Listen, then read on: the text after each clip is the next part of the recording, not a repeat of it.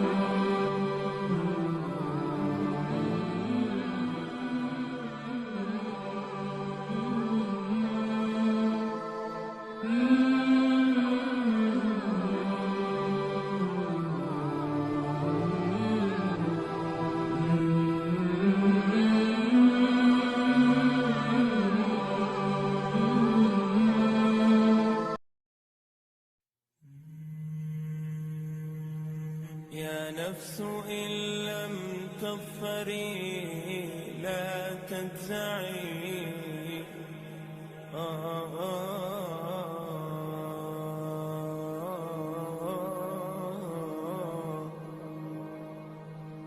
يا نفس إن لم تظفري لا تجزعي، وإلى موائد جود مولاك ارجعي.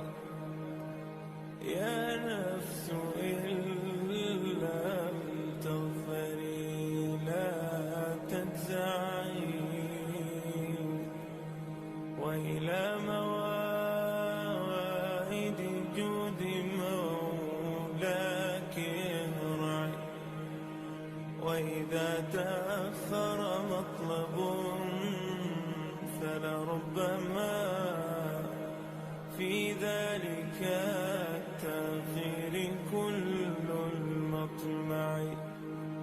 فاستأنسي بالمنع وارعي حقه، إن الرضا وصف المنيب الألمع. وإذا بدا